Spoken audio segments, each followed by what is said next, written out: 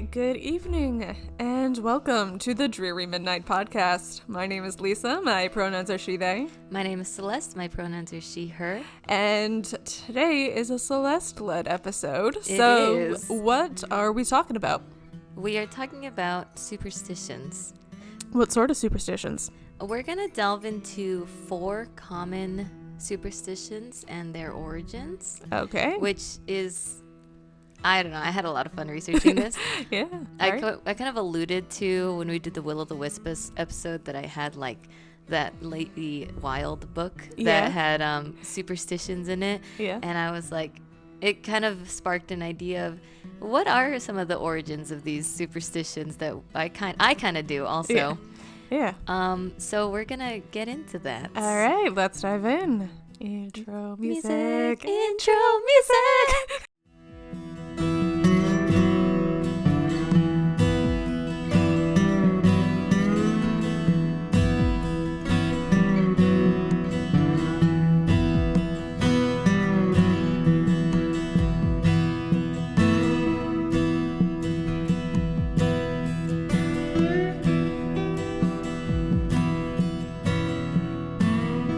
All right, superstitions. Let's go. Okay, so when I I pulled up to Lisa's townhouse.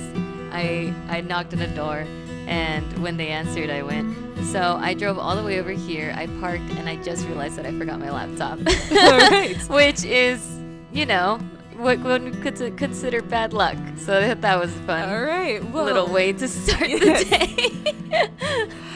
It's peak season. What is luck? I know, but then I not remembered, but I do have my phone, which has my Google Docs. So all right, perfect. That's good luck, right? Yeah. So I'm gonna ask you first, how much do you believe in luck, bad luck versus good luck? I think my philosophy is more aligned with karma than with luck necessarily. Yeah. Because it's sort of it's more like you get the energy back that you put out. Yeah, kind of thing. I believe in that too. Yeah.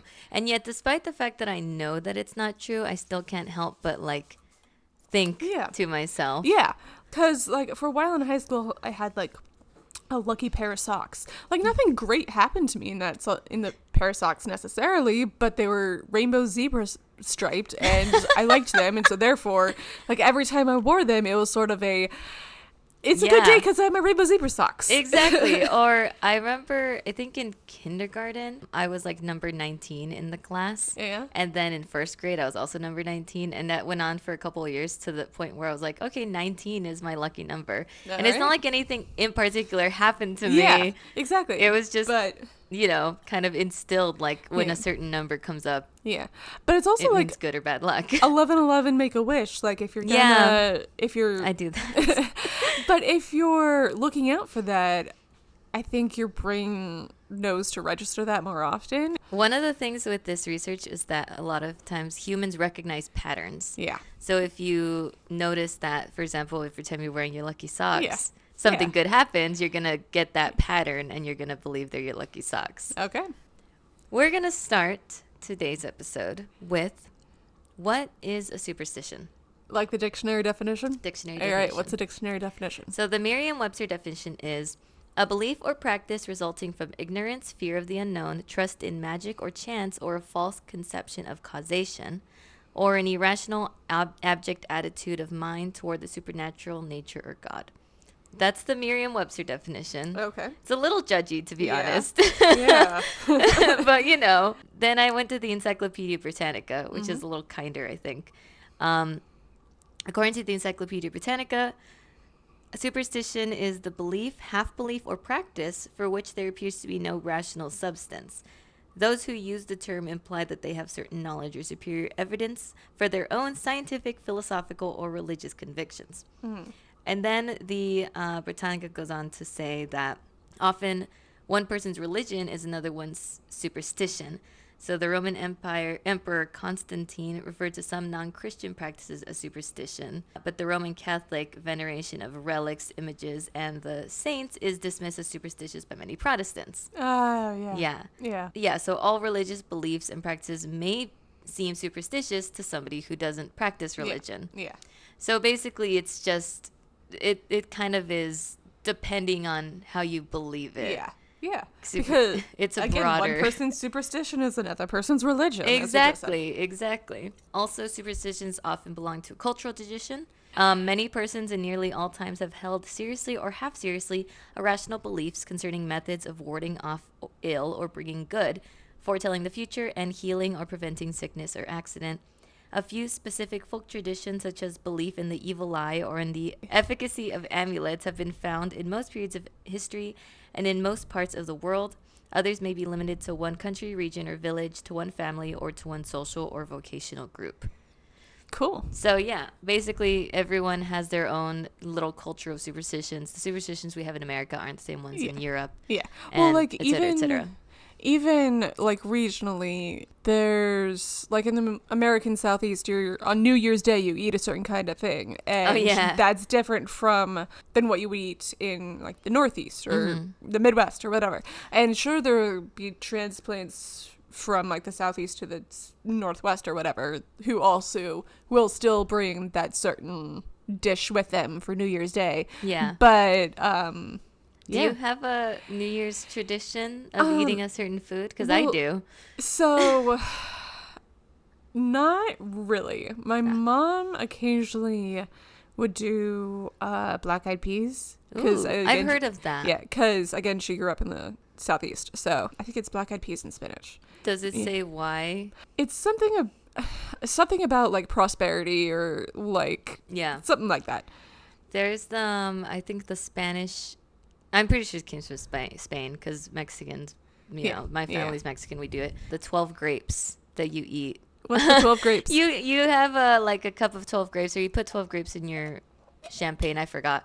And you eat 12 grapes when the clock strikes 12, because I think each grape represents a month of the year or something. Or I know that there's traditions for New Year's that's like the first 12 days show how the rest of the year is going to be. Oh, yeah. So like, well, even like politics, the first 100 days of a term shows how the rest of the term's going to go. Yeah. It is the superstition that has not always panned out. I do think that it's kind of just people wanting to have answers when they don't know what's going to happen. Yeah.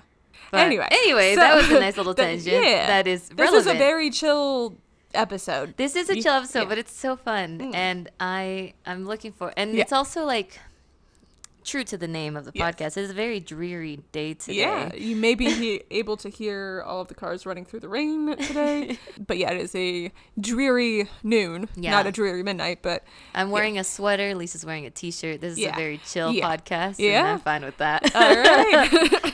So we went into the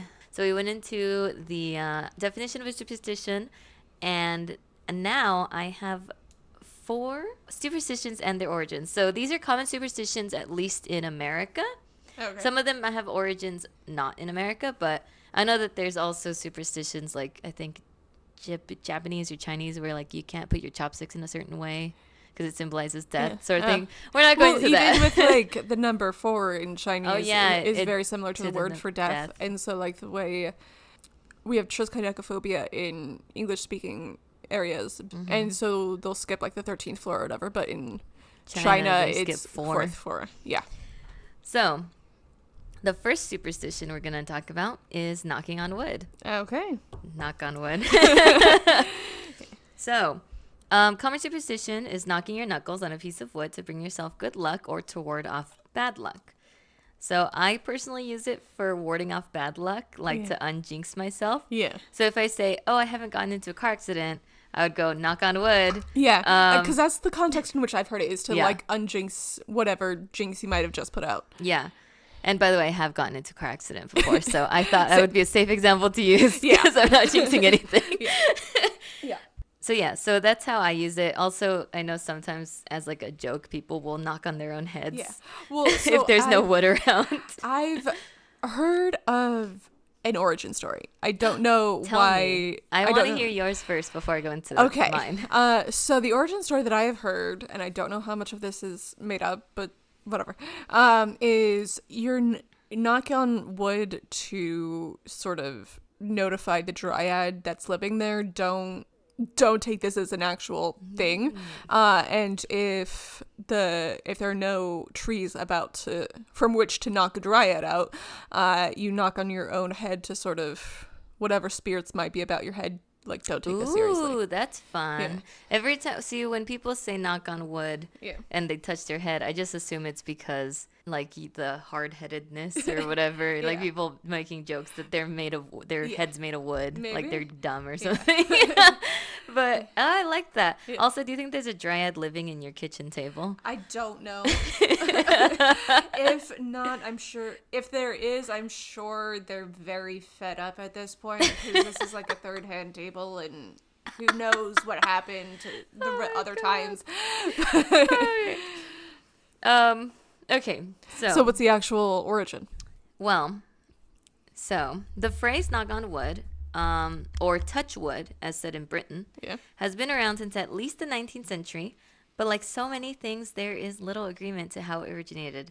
So, typical. The first explanation traces back to ancient pagan cultures like the Celts, who believed that spirits and gods resided in trees. That's what might have been what I was thinking. To what you said. Yeah. So knocking on tree trunks would awaken the spirits and call on their protection, or it could have also been a way of showing gratitude for a stroke of good luck. Mm-hmm. So, but one. No hints on the head thing. No hints on the head thing. Yeah. The only thing that I found about knocking on heads is just that people used it as like a joke or tongue-in-cheek sort of thing. Right. But I do like the explanation of spirits being in your head. Another theory is that people knocked on wood to chase away evil spirits or to prevent them from listening in when they boasted about their luck. So if you knock on wood while you're talking, the spirits can't hear you over the knocking. Oh. And thereby they would prevent a reversal of fortune. Oh, okay. So one is sort of a welcome and one is sort of a farewell. Yes, exactly. Yeah. So one of them is like you want to knock because you want the good spirits to hear you or to like thank the good spirits. But then if there's bad spirits, you don't want them to hear you. Yeah. All right. So some researchers considered the origin of knocking on wood to be more recent. Okay. So in his book, The Lore of the Playground, British folklorist Steve Roud traces the practice to a 19th century children's game called Tiggy Touchwood. Called what now? Tiggy Touchwood. What is that, a romance novel author? Look, they're British, okay? They have weird names for things. Still. Tiggy, Tiggy, and then Touchwood. So Tiggy Touchwood is a type of tag. Okay. Where players are immune from being caught whenever they touch a piece of wood, like a door or a tree. Oh, so it's a form of base or something. Yeah. So Roud argues, given that the game was concerned with protection and was well known to adults as well as children, it is almost certainly the origin of our modern superstitious practice of saying touch wood. The claim that the latter goes to when we believed in tree spirits is complete nonsense. So he doesn't believe in the tree spirits theory.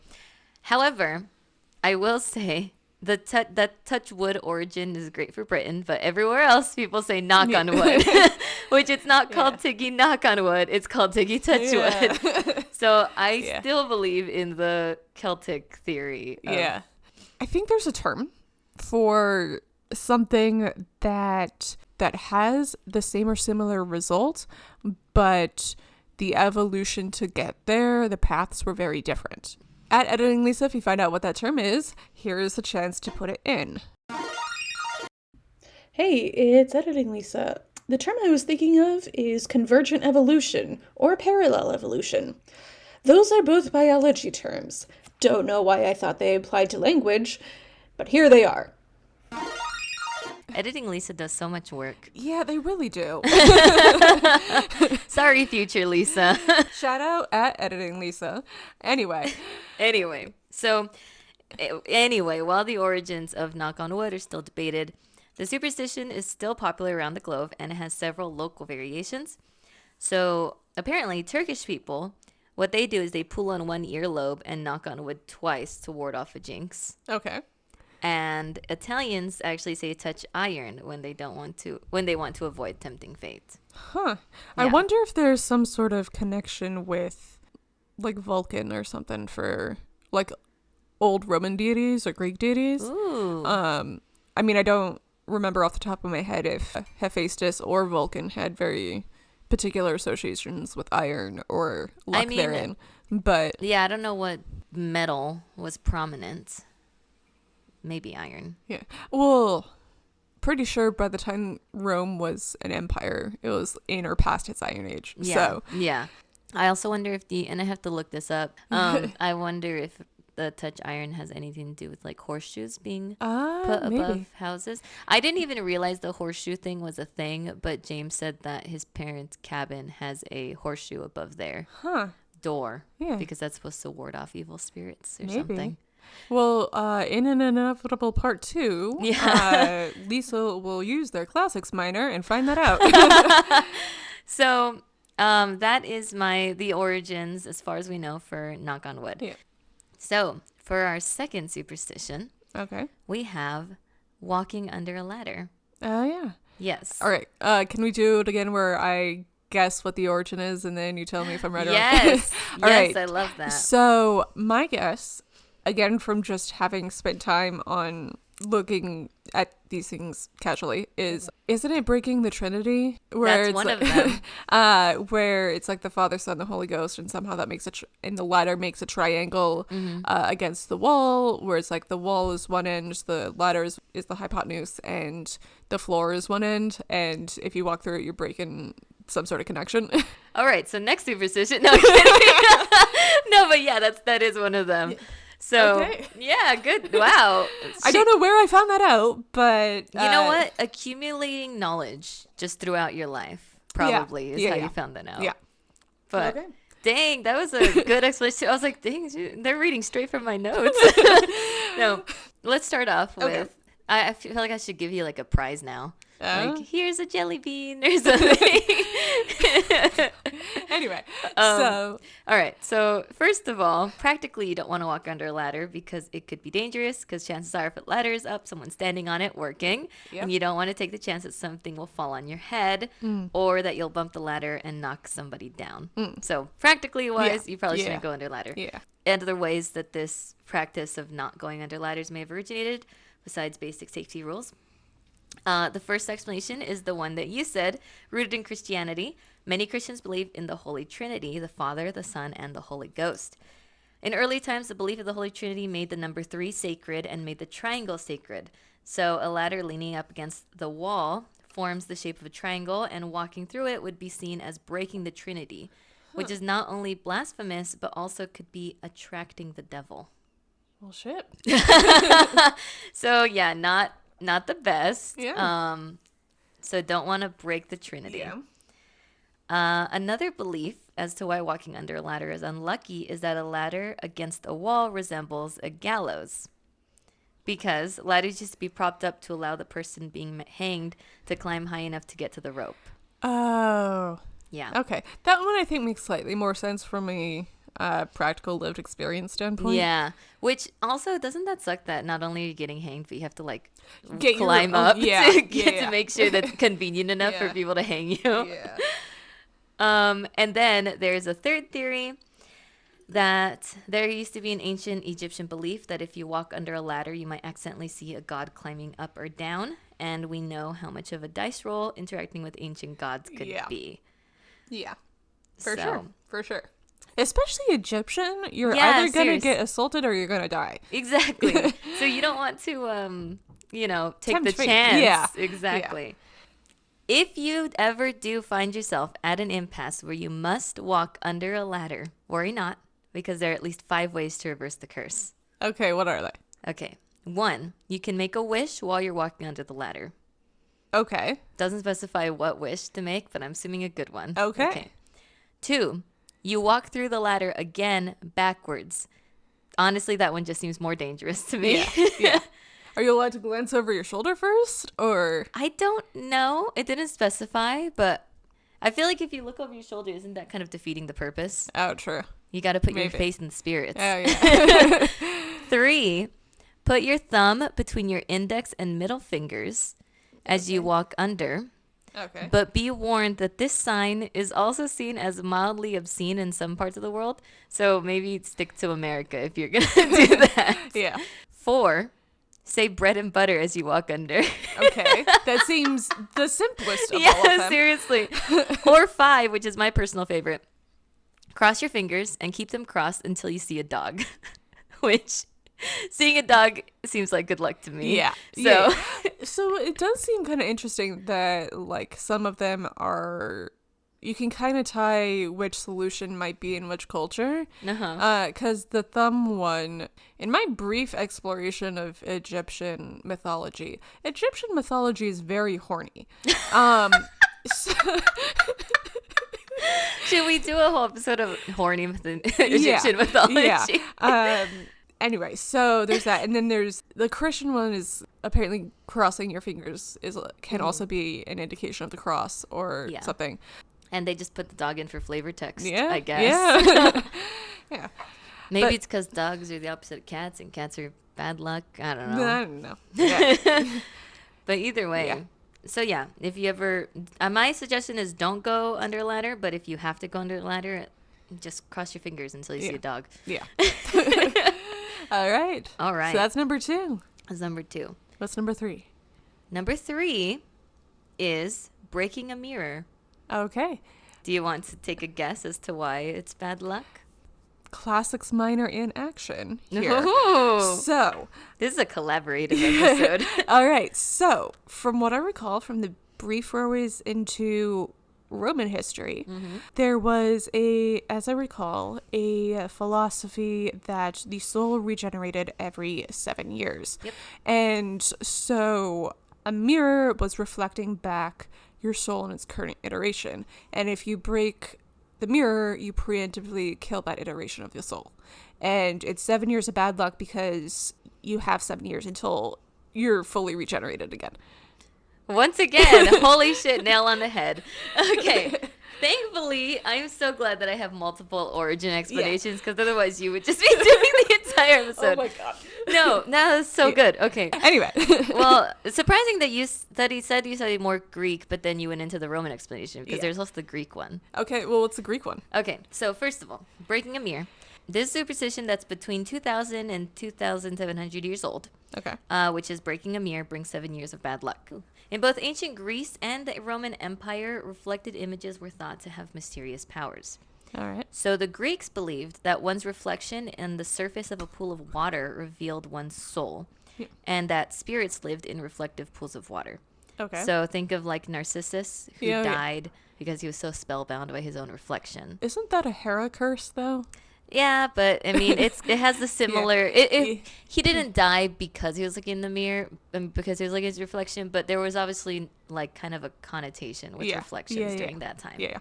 So when Roman artisans learned to manufacture mirrors from polished metal surfaces, they believed their gods observed souls through these devices. So to damage a mirror was considered so disrespectful that people thought it compelled the gods to rain bad luck on anyone so careless.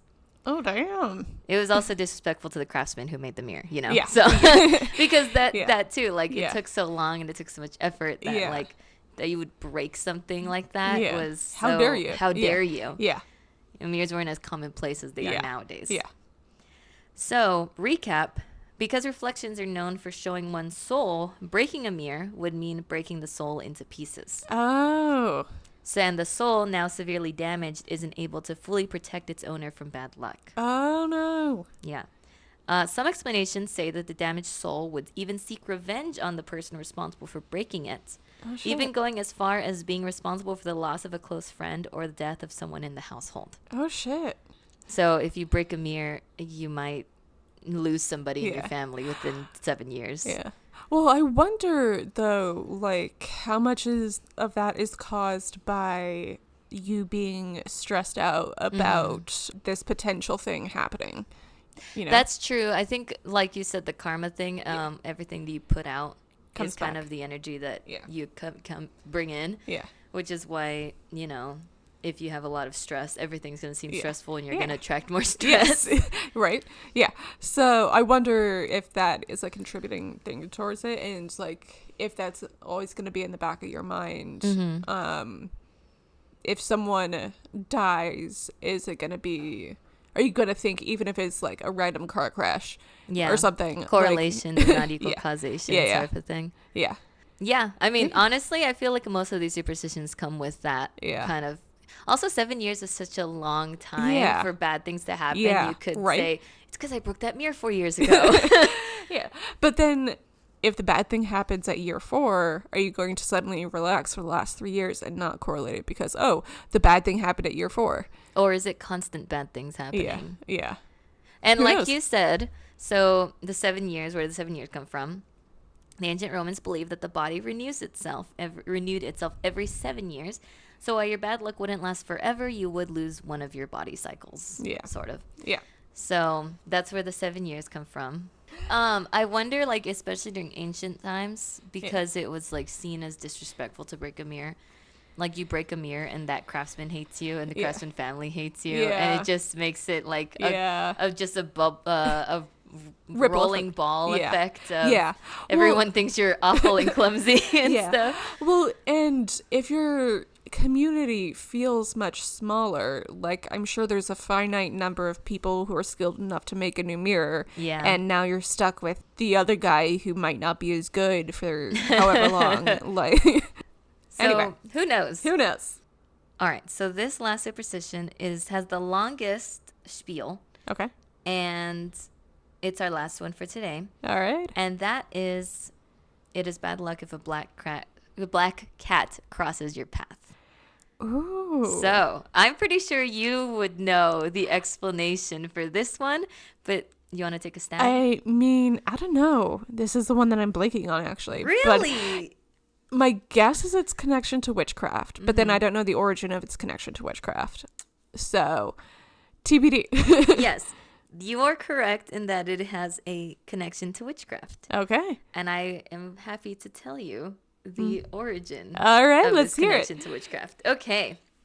So this one, a lot of my sources were like from the History Channel what's it called? Website. Yeah. Okay. Which I think is a reputable source because they put everything in a nice little timeline for you. Do they cite their sources? Oh yeah. They look at all the perfect. citing sources here. Yeah. Anyway, one of the oldest and most enduring superstitions is that crossing paths with a black cat will bring bad luck. Okay. Now, the connections between humans and cats can be traced back to some of the world's earliest civilizations. The most commonly known in ancient Egypt, cats were considered divine symbols. Yep. But cats also made an appearance in Greek mythology. Is it Hecate or Hecate? Hecate. So Hecate, the goddess of magic, sorcery, the moon, and witchcraft, was described as having a cat as both a pet and a familiar. Okay. Which, for those who don't know, a familiar is a supernatural creature that assists a witch, according to European folklore. I mean, a lot of Greek mythology has animal symbolism, just in general.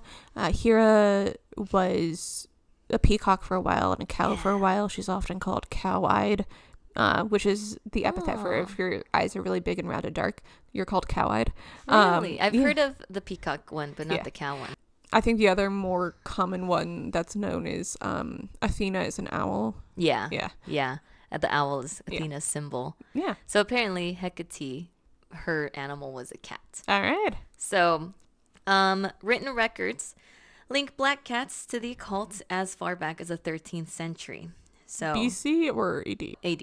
AD. Okay. After Christ. Yeah. Because Pope Gregory IX issued an official church document called Vax in Rama in 1233.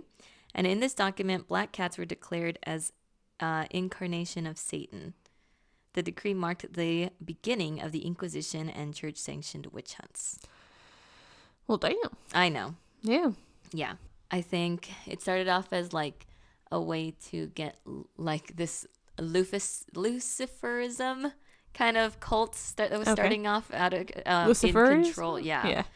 Something to do with Lucifer. Something to do with Lucifer. This cult that was worshiping Lucifer, it was an attempt to get it under control, and then it just led to the witch hunts because everything leads to the witch hunts eventually. In addition to their early association with Satan, cats also became linked to witches in medieval Europe. Okay. So, according to Ceridwen Falling Star. Say that one more time. Ceridwen? I'm pretty sure it's Ceridwen. It's Cerridwen. Caridwen? Caridwen? Hang on. How do you spell it again? Caradwin. Did you look it up? Yeah, and I was just listening to the Google thing a couple of times. Ah. Caradwin, a falling star. According to Caradwin Falling Star, a Wiccan priestess and author of Broth from the Cauldron, A Wisdom Journey Through Everyday Magic, witches were the pre-Christian pagan practitioners of Europe. So, although the early Christian church in Europe coexisted with witches, as the church gained power, they saw witches as their direct competition in gaining the hearts and minds of the people. And that's when the church began hunting, persecuting, and torturing and killing witches in vast numbers because they were seen as competition. Okay. You know? This is a quote from Falling Star. Okay. Witches honored the natural world, having deep respect for plants and animals. Affection between human and animal therefore began to be seen as diabolical or devilish, and the old lady with her cats became seen as suspect. So according to Falling Star, she says that because the people who were accused of witchcraft had a deep connection with nature and animals, therefore animals became evil because they're, associated with the witches. Okay. Did you look something up? No, I just found her website. So that was that explanation. Okay. Early Christians All right. also saw witches and cats as threats. So there's another quote from Falling Star. Cats, like the women accused of witchcraft, tend to exhibit a healthy disrespect of authority. They don't fawn like dogs upon even the unworthy. In the church, neither independent women nor independent animals were to be tolerated. So, Well, and that's the frustrating part because, like, it really started to, that sort of philosophy really started to ramp up in, like, the medieval period into 17th, 18th century, because that's when witch trials started. But, like, if you go back to actual, like, 1st or 2nd century AD, women were at the forefront of a lot of the church's expansion.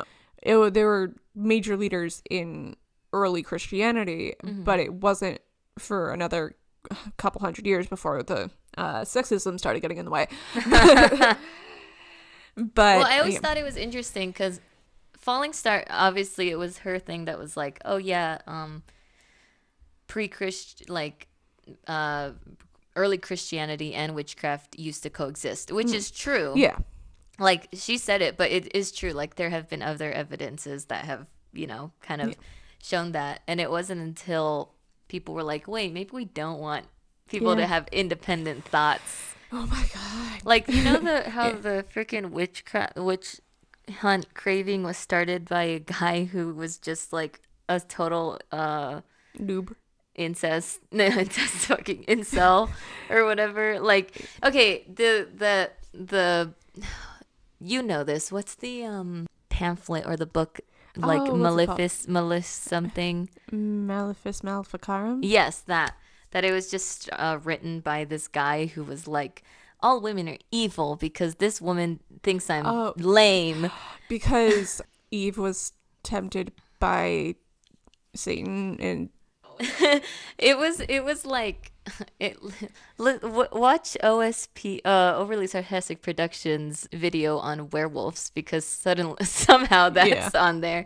But basically, it started off as like this one priest or monk. He had problems with this one woman who was like, your sermons are lame and you make me uncomfortable. And he was like, as a result, I'm going to accuse her of witchcraft. And the judge was like, no, that's stupid. Well, was witchcraft a felony by that point? Witchcraft, at that point, the Christian viewpoint was, well, witchcraft doesn't exist because that would go against God. Like, believing that it exists sort of thing. Because only God can, make things, like supernatural things happen. So then obviously witches don't exist because humans can't do that. Okay. And then he published this book and that was like, women are all evil and they're all witches and they deserve to be killed and they all are in league with Satan. And although the learned people were like, well, that's not true. It was a fear-mongering tactic. And we know how much crowds love fear-mongering. Yeah. For more info, go to the Witch Trials episode we did. Exactly. Because I think I did a timeline with that one. Anyway, point being, so basically, stuff's wild. Yeah. So basically, like pre-Christian, they didn't care. Not pre-Christian.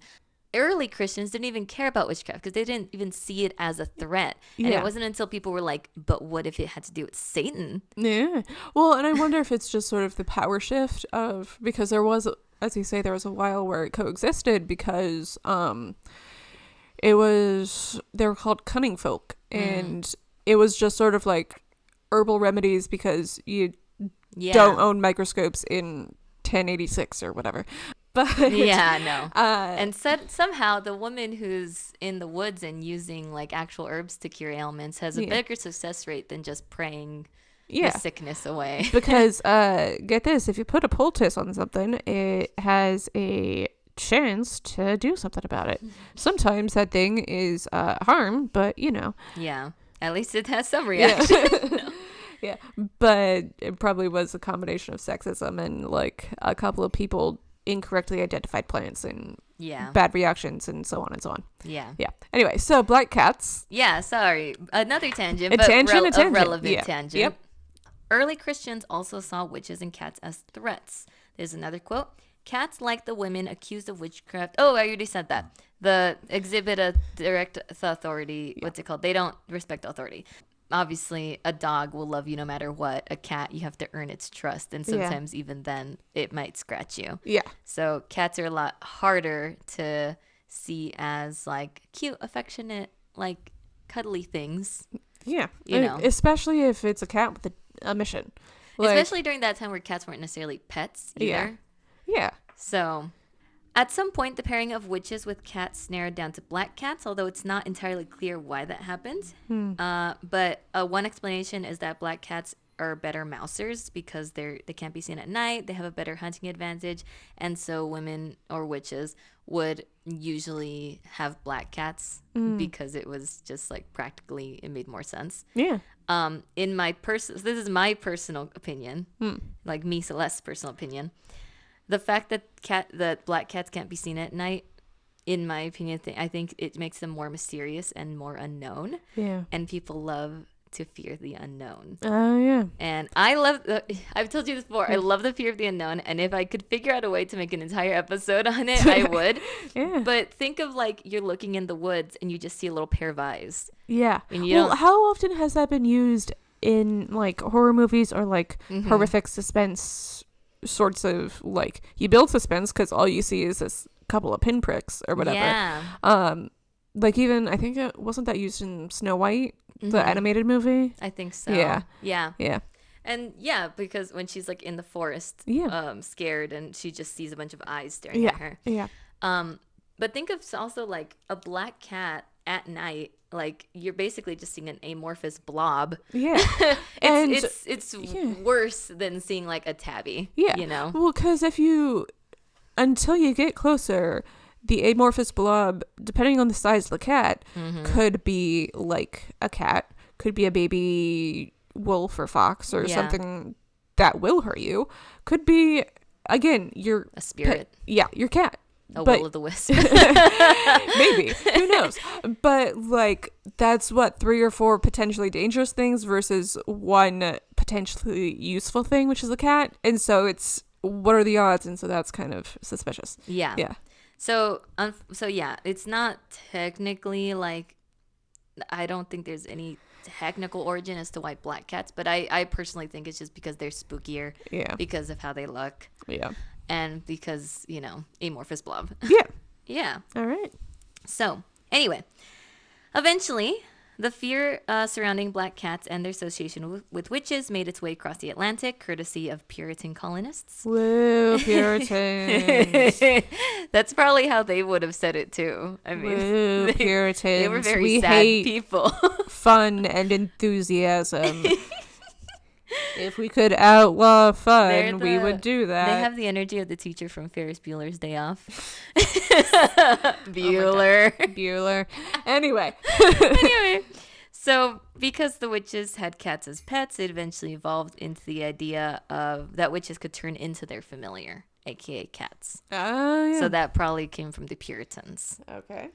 So by the way, the 2015 movie The Witch, directed by Robert Eggers, does a phenomenal job at capturing the beliefs and fears about witches and their familiars in Puritan times. Okay. And I feel like I could make an episode just about the symbolism in that movie.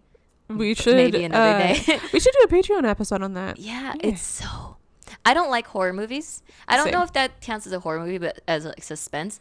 But when I took my class on like supernatural fiction or whatever, that was the movie we saw in class, and the teacher was obviously like pointing out like, oh, all the symbolism in the witch and how like this all pertains to. Anyway. That's cool. Yeah, so I recommend that movie if you're interested in witches. All right, so during the Middle Ages, it wasn't uncommon for cats to be killed given their association with evil, unfortunately.